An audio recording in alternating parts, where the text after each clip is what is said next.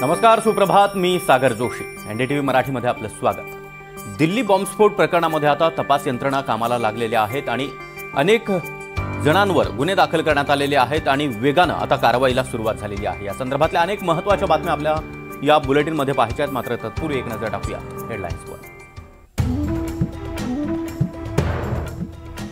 जम्मू काश्मीर पोलिसांची मोठी कारवाई. मुफ्ती इरफानला शोपियानमधून अटक. मोठं टेरर नेटवर्क उद्ध्वस्त. फरीदाबादमध्ये अटक झालेल्या डॉक्टर शाहीनचे महाराष्ट्र कनेक्शन समोर. शाहीननं महाराष्ट्रातल्या तरुणाशी लग्न केलं होतं. महाराष्ट्र कनेक्शन समोर आल्यानंतर महाराष्ट्र पोलीस देखील अलर्ट मोडवर. दिल्ली स्फोटानंतर मुंबई पोलीस अलर्ट मोडवर. मुंबईमध्ये कडक पाळत ठेवण्याचे पोलिसांना आदेश.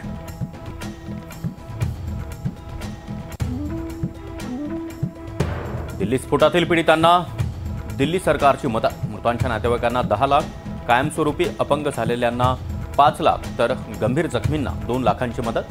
जखमींच्या योग्य उपचारासाठी संपूर्ण जबाबदारी सरकार घेणार.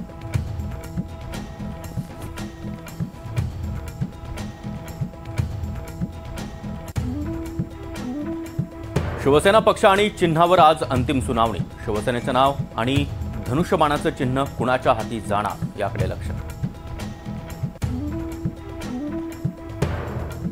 मुंडवा जमीन प्रकरणी प्रचंड मोठा घोटाळा बाहेर काढणार. चंद्रशेखर बावनकुळेंच्या भेटीनंतर अंजली दमानी यांचा इशारा. फडणवीसांकडून कोणतीही अपेक्षा नाही, दमानी यांचा टोला.